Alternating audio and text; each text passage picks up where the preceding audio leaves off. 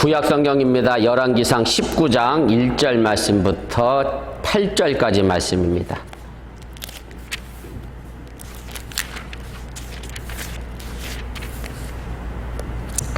열왕기상 19장 1절 말씀부터 8절까지인데 우리 한 절씩 교도하시고 8절은 함께 읽도록 합니다. 아합이 엘리야가 행한 모든 일과 그가 어떻게 모든 선지자를 칼로 죽였는지를 이세벨에게 말하니 이세벨이 사실은 엘리야에게 이르되 내가 내일 이맘 때에는 반드시 내 생명을 저 사람들 중 한 사람의 생명과 같게 하리라. 그렇게 하지 아니하면 신들이 내게 벌 위에 벌을 내리니 마땅하니라 할지라. 그가 이 형편을 보고 일어나 자기의 생명을 위해 도망하여 유다에 속한 부엘세바에 이르러 자기의 사환을 그곳에 머물게 하고 자기 자신을 광야로 들어가 하루 길쯤 가서 한 모든 나무 아래에 앉아서 자기가 죽기를 원하여 이르되 여호와여 공격하오니 지금 내 생명을 거두시옵소서. 나는 내 조상들보다 낫지 못하나이다. 로뎀나무 아래에 누워 자더니 천사가 그를 어루만지며 그에게 이르되 일어나서 먹으라 하는지라. 동전 머리맡에 숯불에 구운 떡과 한 병 물이 있더라.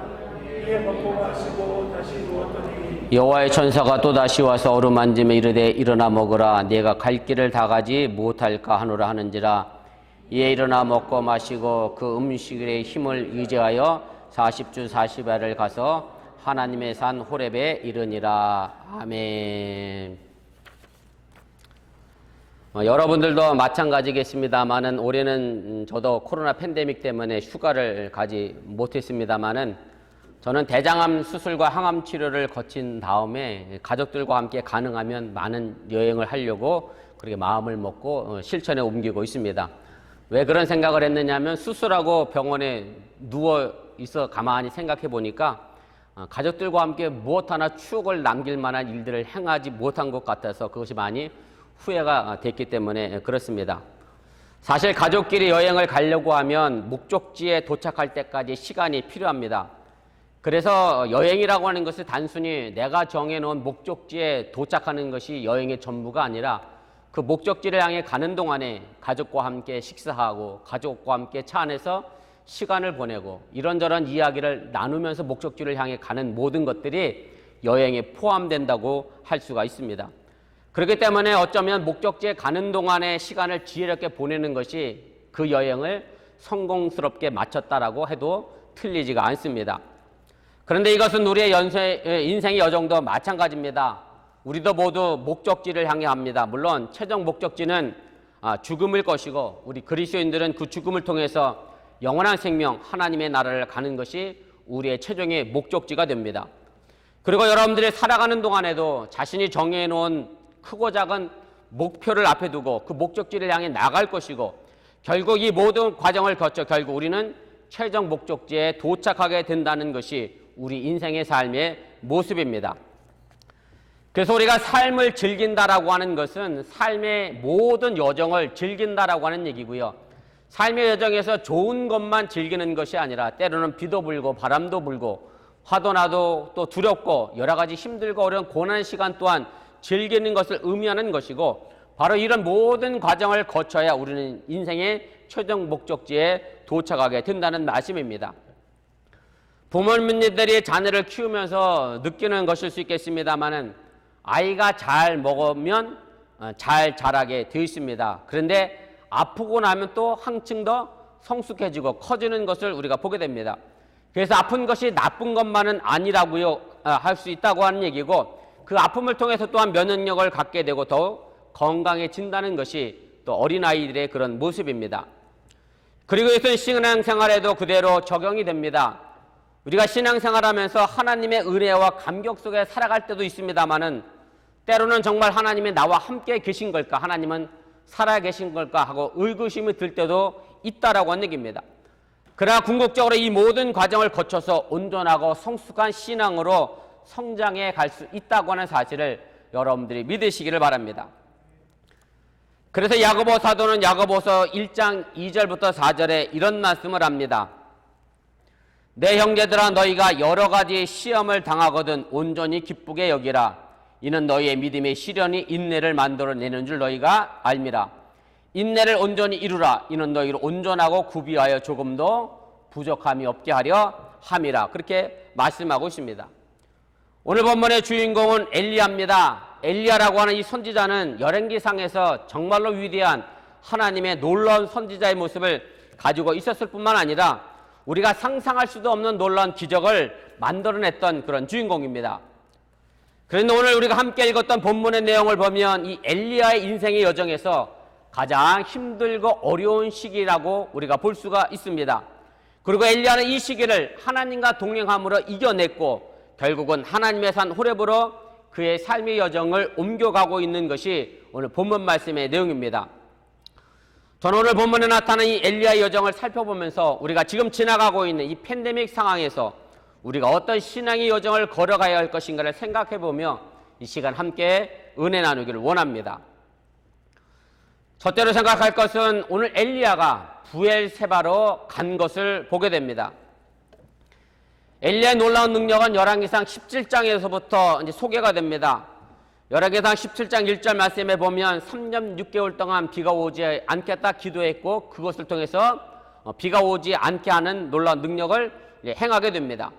그리고 17장 8절부터 말씀에 보면 사렙다 과부의 밀가루와 기름이 떨어지지 않도록 기적을 만들어냈고요. 또 그 다음 구절에 보면 사렙다 과부의 죽은 아들을 살려내는 기적도 엘리야가 이루게 됩니다.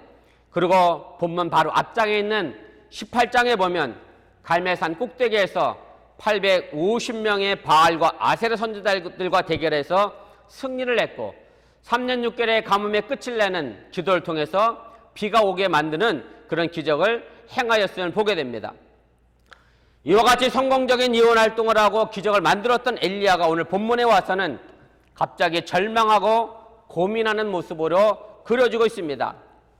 어찌 생각해보면 이것이 상상하기 어려운 그런 일이라고 우리가 말할 수가 있습니다. 여러분들이 아시는 것처럼 열왕기상 18장을 보면 엘리야는 갈멜산 꼭대기에서 바알 선지자 450명과 아세라 선지자 400명과 싸워 승리하게 됩니다. 그리고 참신이 하나님임을 이스라엘 백성들에게 보여주었고 그리고 바알 선지자, 아세라 선지자들을 기손신에 이끌어내어서 모두 죽이게 됩니다. 그리고 엘리야의 간절한 기도를 통해서 비가 내려 3년 6개월의 가뭄이 끝이 나게 됩니다. 말 그대로 통쾌한 사이다 같은 승리를 엘리야는 거두게 됐다라고 하는 얘기입니다. 그럼 그 다음 장면이 어떻게 펼쳐져야 하는가 하면 하나님 앞에 악을 행하고 우상을 섬기던 아합과 에세벨이 무릎 꿇고 회개를 해야 하고 엘리야를 찾아와서 내가 그동안 잘못했다 사과하고 용서를 구하고 회개하는 것이 나와야 정상적인 본문 말씀의 내용일 것 같은데 그런데 아합과 이세벨이 결코 기가 죽지 않았고 속된 말로 하면 더 독이 올라서 오늘 본문에 보면 엘리야를 반드시 잡아 죽이겠다라고 협박을 하고 있음을 보게 됩니다. 뭔가 시원하게 하나님의 세상으로 바뀌어야 하는데 그렇지 않았다고 하는 얘기고요. 여전히 세상은 악에 가득하여 엘리야를 죽이겠다고 하니 엘리야 입장에서 보면 정말로 맥이 빠지고 힘이 빠질 수밖에 없는 그런 상황이 되고 말았습니다. 그리고 그 결과 오늘 엘리야는 낙심하여 유다 남쪽에 있는 부엘사바의 지역까지 이르러 도망을 가게 됩니다. 엘리야가 활동하던 시대는 이 팔레스타인 지역이 남과 북으로 나눠져 있던 남북 분단 국가의 시대였습니다. 그래서 북쪽은 이스라엘이라는 나라가 자리 잡고 있었고 남쪽은 유대라는 나라가 자리 잡고 있었습니다. 그리고 엘리야는 북쪽 이스라엘의 선지자였고 아합과 이세벨은 바로 북쪽 이스라엘의 왕과 왕비였습니다. 그래서 오늘 본문 말씀 유다 남쪽에 있는 부엘사바에 갔다라고 하는 얘기는 엘리야는 자신이 살고 있는 자신이 활동하던 사역의 무대를 떠나 남쪽 쉽게 말하면 다른 나라로 피신하여 도망했다라고 하는 얘기인데 마치 일제시대 때 독립군들이 조선 땅을 떠나 만주로 피해간 것과 동일한 그런 상황이라고 말씀을 드릴 수가 있습니다. 그러나 부엘세바가 가지고 있는 이 장소의 의미를 생각해 본다라고 하면 엘리야는 단순히 아합과 이세벨의 권력이 미치지 않는 것으로 도망하고 피난을 간 것이 아니라 영적인 갈급함을 채우기 위하여 부엘세바에 갔다고 하는 사실을 여러분들이 깨달으시길 바랍니다. 구약 성경에서는 이 부엘세바라고 하는 땅이 상당한 중요한 의미를 가지고 있습니다. 먼저 창세기 21장 22절 이하에 보면 아브라함과 아비멜렉이라고 하는 사람이 부엘세바에서 서로 맹세하고 아브라함이 그 맹세의 표시로 에셀나무를 심고 담을 삼고 영원하신 하나님의 이름을 불렀던 장소가 바로 부엘세바입니다. 창세기 21장 31절 33절 말씀입니다. 제가 읽겠습니다. 두 사람이 거기서 서로 맹세하였으므로 그것을 부엘세바라 이름하였더라. 그들이 부엘세바에서 언약을 세우며 아비멜렉과 그 군대 장관 비골은 떠나 블레셋 사람의 땅으로 돌아갔고 아브라함은 부엘세바에 에셀나무를 심고 거기서 영원하신 여호와의 이름을 불렀으며 라고 되어 있습니다. 그리고 아브라함의 아들 이삭에게도 이 부엘세바는 아주 중요한 의미가 담겨져 있습니다. 창세기 26장으로 가면 그 첫 절에 보면 이삭은 그랄이라고 하는 땅에서 살고 있었습니다. 그런데 그 그랄이라고 하는 땅에 극심한 흉년이 찾아오게 됩니다. 그래서 하나님이 지시하신 가나안 땅을 뒤로하고 이삭의 비옥한 땅인 이집트로 가려고 마음을 결정하게 됩니다. 그때 하나님이 26장 2절에서 이삭에게 나타나서 이집트로 내려가지 말고 하나님이 지시하는 땅에 가서 살라고 말씀하시게 됩니다. 그리고 그 지시하는 땅에 살면 이삭에게 복을 주고 그 땅을 자손에게 주겠다라고 약속을 하시게 됩니다. 그것이 창세기 26장 4절에 있는 말씀입니다. 네 자손을 하늘의 별과 같이 번성하게 하며 이 모든 땅을 네 자손에게 주리니 네 자손으로 말미암아 천하 만민이 복을 받으리라. 그러나 하나님의 화려한 약속이 장밋빛 무지개처럼 금방 다가온 것이 아니었습니다. 흉년 때문에 이삭은 더욱더 힘들고 어렵고 배고픔을 겪었고, 그리고 창세기 26장 6절 그 이하를 보면 낯선 땅에서 사랑하는 아내를 빼앗길 뻔한 그런 위험한 일을 또한 만나게 됩니다. 창세기 26장 17절 이하를 보면 이삭은 그랄 골짜기에 머물며 운물을 파게 됩니다.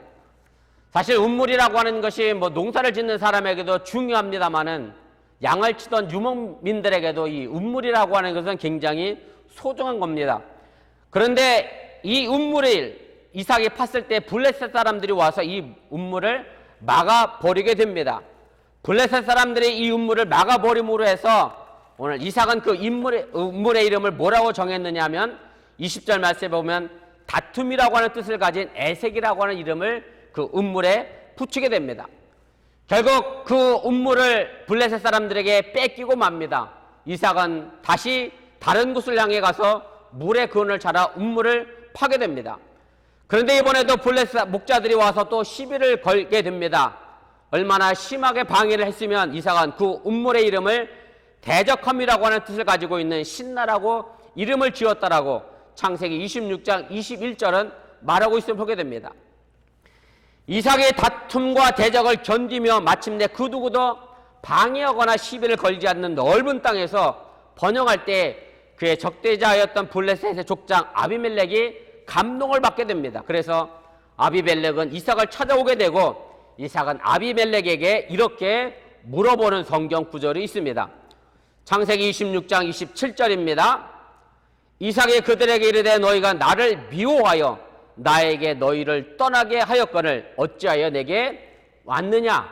그렇게 운물을 팔 때마다 막고 방해하고 쫓아내더니 왜 여기까지 쫓아왔느냐라고 이삭이 아비멜렉에게 묻게 됩니다. 그러자 아비멜렉이 28절에 이렇게 대답을 합니다. 그들이 이르되 여호와께서 너와 함께 계심을 우리가 분명히 보았으므로 우리의 사이 곧 우리와 너 사이에 맹세하여 너와 계약을 맺으리라 말하였노라. 그리고 29절 후반부에 이삭에게 이렇게 이어 말하게 됩니다. 이제 너는 여호와께 복을 받은 자니라.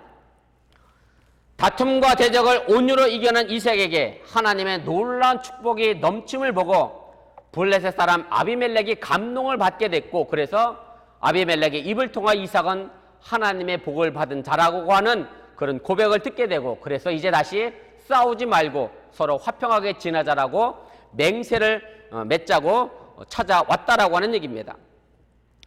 이삭의 대적자 아비멜렉과 이런 화친의 계약을 맺은 날, 그날 이삭의 종들은 또 다른 운물을 파서 운물을 하나 얻게 됩니다. 그리고 이삭은 그 운물의 이름을 맹세라고 하는 뜻을 가진 세바라고 이름을 짓게 되고요. 그리고 그 운물이 있는 성읍의 이름이 오늘까지 부엘세바라고 불려지고 있다라고 성경은 기록을 합니다.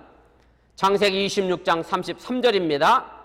그가 그 이름을 세바라 한지라. 그러므로 그 성 이름이 오늘까지 부엘세바더라. 엘리야가 갔던 부엘세바는 바로 믿음의 조상 아브라함과 그의 아들 이삭이 하나님의 복을 받고 그곳에서 영원하신 하나님의 이름을 부르며 하나님의 능력을 이방인에게 보여주었던 곳이 바로 부엘세바라고 하는 땅이었다라고 하는 얘기입니다. 그래서 엘리야는 부엘세바 노뎀나무 아래서 죽으려고 갔던 것이 아니라 그곳에서 다시 하나님을 만나고 하나님의 소명을 듣고 영적 갈급함을 채우기 위하여 기도하러 갔다고 하는 사실을 여러분들이 깨달으시길 바랍니다. 여러분들이 아시는 것처럼 지금 한국 개신교회는 참으로 위기에 놓여 있습니다. 코로나가 다시 재확산되는 중요한 시점에 와 있고 많은 확진자들이 일부 교회를 중심으로 확산되고 있습니다. 제가 더욱 안타깝게 생각하는 것은 8월 15일 광복절 광화문 집회에 전국에서 버스를 대절하고 서울로 모여들었는데 그 버스를 대절하고 참가자를 모집했던 분들이 거의 교회 목사님들이었고 방역을 위해 명단을 제출해달라고 요청을 했습니다마는 명단 자체를 주지 않고 방역을 방해하는 목사님들이 있다는 뉴스를 보게 됐습니다. 그리고 일부 보수라고 하는 목사님들과 교회가 목숨을 걸고 대면 예배를 지키겠다고 선언함으로 해서 사회적으로 지탄을 받고 있는 그런 상황입니다. 한때 한국 교회는 놀라운 부흥과 더불어서 세계적인 대형 교회가 여러 곳이 생김으로 해서 복음의 능력을 보여주었던 한국 교회가 지금은 부끄러운 교회가 된 것이 사실입니다. 물론 다 그런 것이 아니기 때문에 또한 우리들에게 희망을 바라보게 합니다. 제가 페이스북 친구 가운데 저희 감신 선배 목사님 가운데 손원영 목사님이라는 분이 계십니다. 네, 그분에게 천주교 신부님이 글을 남긴 것을 공유해서 제가 읽었는데 내용 가운데 그런 내용이 있습니다. 이 천주교 신부님이 중세 때 천주교회가 타락해서 그래서 그 타락을 고쳐보겠다고 나타난 것이 바로 프로테스탄트 개신교회인데 지금 어찌 보면 개신교회가 자기들이 밟았던 전철을 똑같이 밟아가고 있다. 그러면서 정말로 지금 프로테스탄트 개혁자 저항하는 사람이 바로 손원영 목사님 같은 분들인데 왜 그런 분들이 이렇게 힘들고 어렵게 됐느냐라고 하는 글을 남긴 것을 제가 봤습니다. 천주교 신부님이 쓴 글이라 제가 더 마음이 와닿고 그러면서 그 천주교 신부님이 그 글 가운데 이런 얘기를 해요. 지금 많은 개신교인들이 자기에게 와서 신앙 상담을 하고 있다. 그런 말을 하면서 제가 그 글을 보면서 더욱 지금의 개신교회가 참으로 안타깝게 더 생각이 되어집니다. 저는 이런 상황에서 한국교회가 대면 예배를 주장하고 내세울 것이 아니라 엘리야처럼 부엘세바에 가야 한다고 믿습니다. 다시금 하나님 앞에 예전에 한껏 교만했던 생각과 마음을 내려놓고 겸손하고 겸허한 마음으로 광야길을 나서야 하고 다시 하나님 앞에 바로 서는 그런 신앙의 자세가 지금 한국교회에 필요하다라고 하는 얘기입니다. 그래야 한국 개신교회가 다 신뢰를 회복하고 한국 사회를 이끌어갈 수 있게 된다고 하는 사실을 여러분들이 잊지 마시길 바랍니다. 오늘 본문의 엘리야는 상당히 힘들고 어려운 고난의 시기를 만났습니다. 그런데 우리가 신앙생활하면서 고난이라고 하는 것은 하나님을 떠나게도 하지만 반대로 하나님을 향한 믿음을 더욱 튼튼하게 만들기도 한다는 사실입니다. 한국교회가 당면한 이 고난의 시기로 인하여 한국교회를 떠나가게 만드는 것이 아니라 오히려 하나님을 향한 믿음을 더욱 튼튼하게 만드는 기회로 우리 한국교회가 삼아야 하고 바로 여러분들에게 그런 믿음의 모습을 보여주어야 한다는 말씀입니다. 거의 대부분의 악기가 그렇습니다만은 바이올린의 음질은 목재와 아주 긴밀한 관계를 가지고 있습니다. 바이올린에서 비싼 가격에 팔리고 있는 미국의 고급 바이올린 목재는 보통 로키 산맥 약 12,000피트 정도 높이 산맥에 고산에서 자라는 고목을 사용한다고 합니다. 거기에 가면 저는 아직 가보진 않았습니다만 나무가 클 수가 없고요. 가지들이 한쪽으로만 뻗어 자라게 되는데 아주 심한 바람 때문에 나무가 제대로 성장하지 못하고 작고 보잘것없게 삐뚤빼뚤하게 자라는데 바로 그렇게 바람과 추위와 더불어 싸웠던 그 나무를 가지고 바로 그렇게 단단해진 나무를 가지고 바이올린을 만들어내서 좋은 소리를 낸다라고 하는 얘기입니다. 사람도 마찬가지입니다. 네덜란드 경언에 보면 이런 격언이 있습니다. 바이킹이라고 하는 종족입니다만은 바이킹은 북풍에 시달릴 때 큰 배를 만들었다라고 하는 격언이 있습니다. 북풍 때문에 힘들어할 때 더 큰 배를 만들어 전 세계를 누볐던 민족이 바로 바이킹이라고 하는 얘기고요. 바이킹은 땅이 몹시 춥고 좁은 열악한 환경이었지만 그 자연 조건에 굴복하지 않고 더 큰 배를 만들어 전 세계 바다를 누볐다라고 하는 얘기입니다. 미국의 유명한 뉴스 앵커인 데이비드 브링클린이라고 하는 사람이 한 말 가운데 이런 말이 있습니다.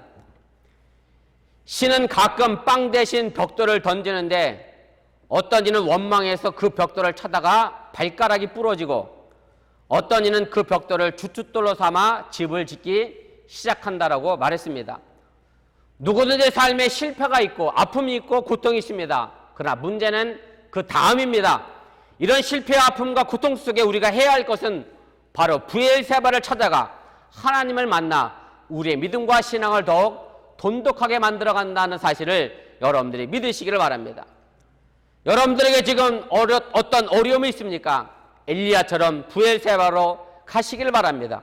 그리고 광야에서 전능하신 하나님을 또한 만나시기를 주님의 이름으로 축원을 드립니다.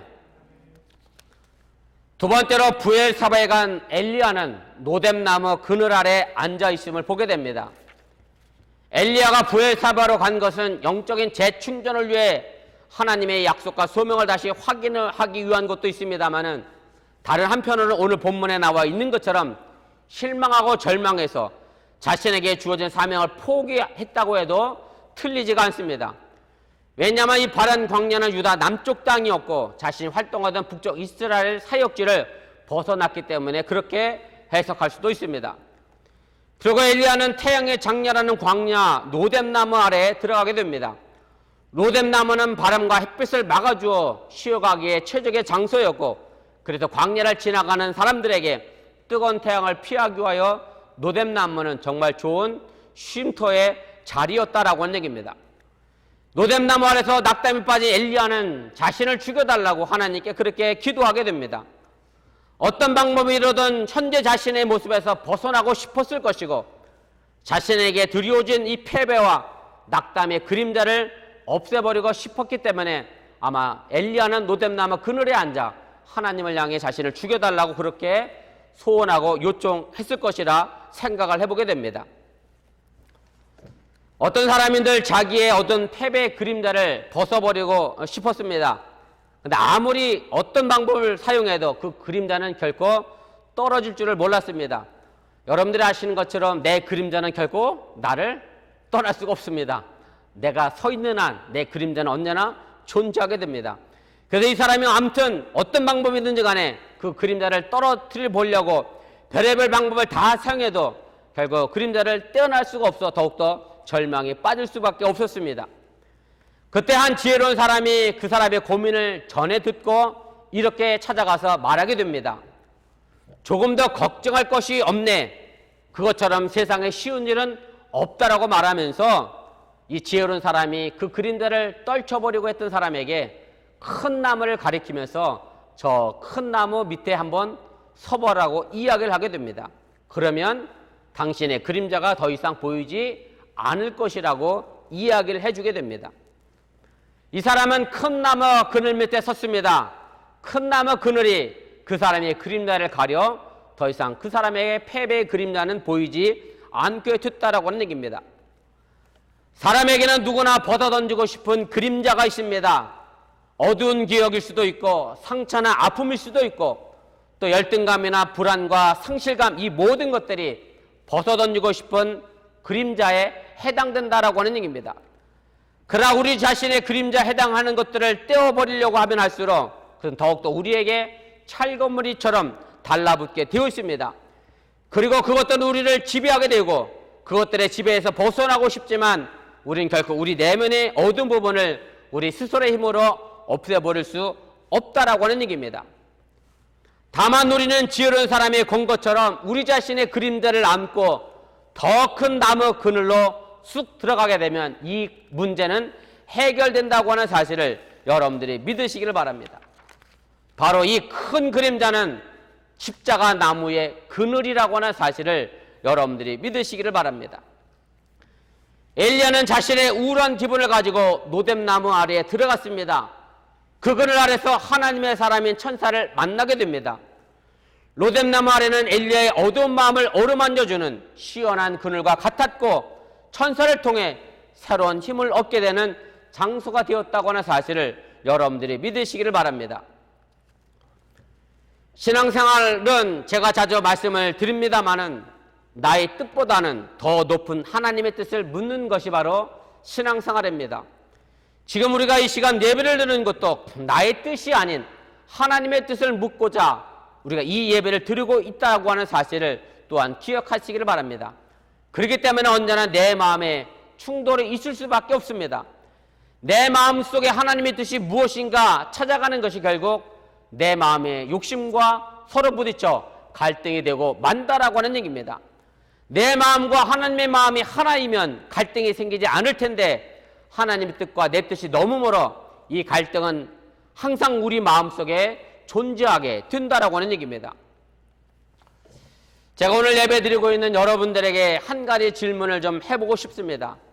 여러분들의 신앙생활은 항상 행복하십니까? 우리가 이 질문을 듣는다라고 하면 아마 저도 그럴 거고 여러분들도 그럴 거고 물론 신앙생활은 행복할 때도 있습니다.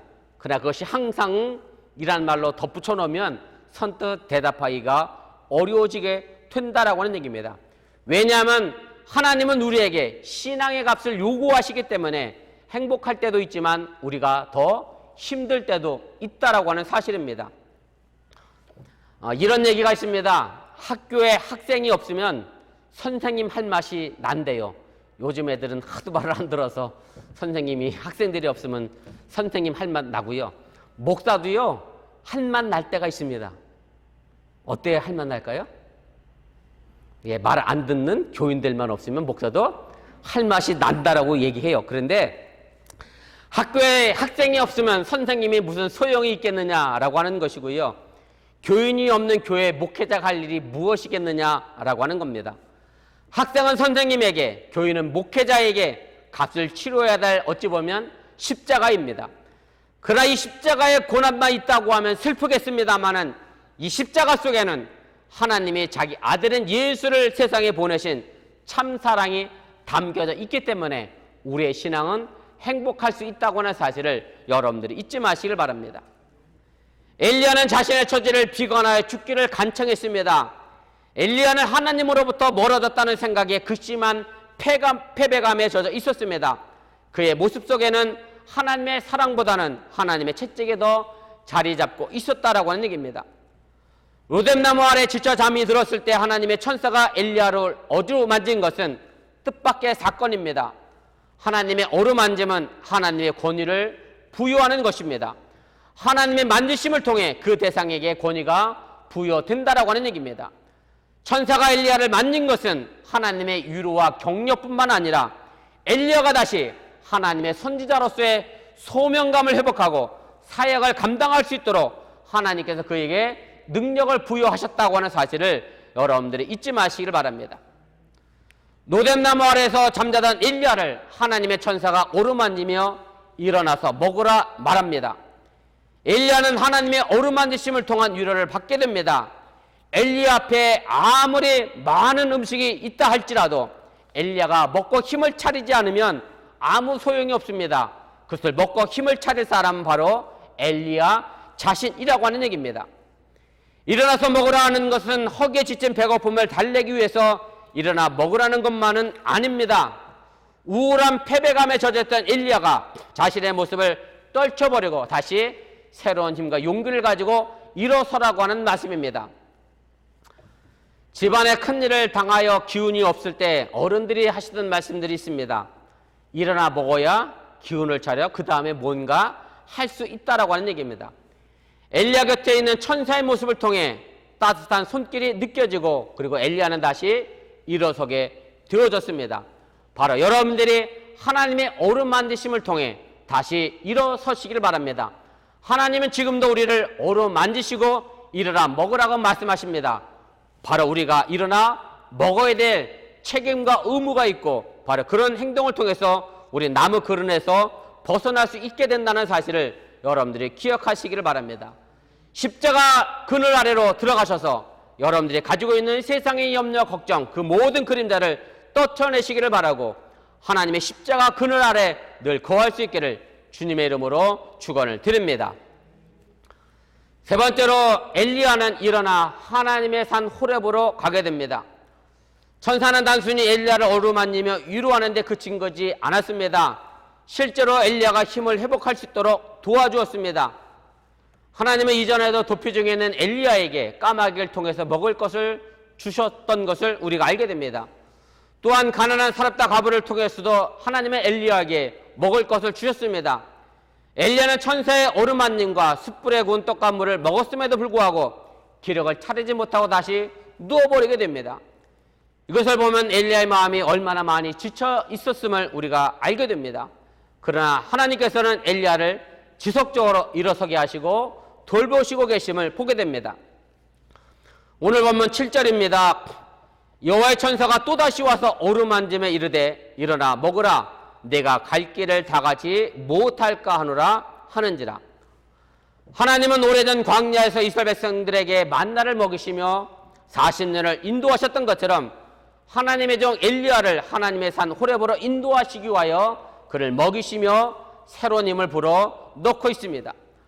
아직도 엘리야에게 감당해야 될 사명이 남아있기 때문에 하나님은 그를 일으켜 세웠다라고 하는 얘기입니다.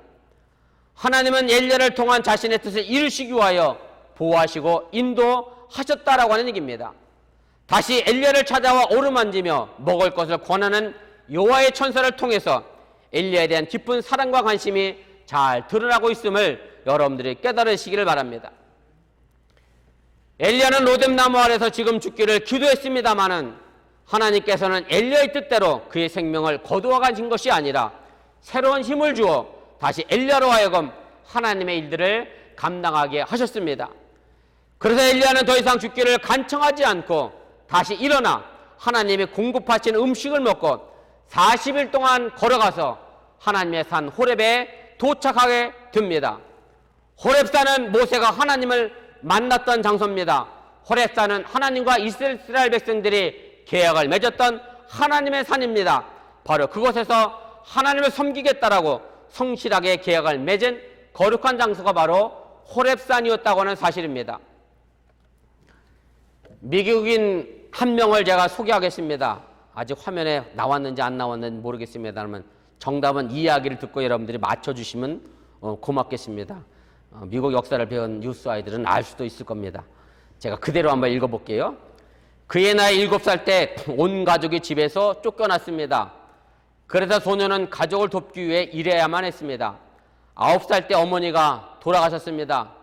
점원이 되어 어느 가게에서 일했는데 22살 때 해고되었습니다. 법대에 가고 싶었으나 중고등 교육이 부족했습니다. 23살 때 빚을 얻어 작은 가게를 열어 동업을 시작했는데 26살 때 동업자가 죽어 큰 빚을 혼자 짊어지고 몇 년을 벌어 갚았습니다. 28살 때 4년을 쫓아다니던 처녀에게 결혼할 것을 요청했지만 거절당했습니다.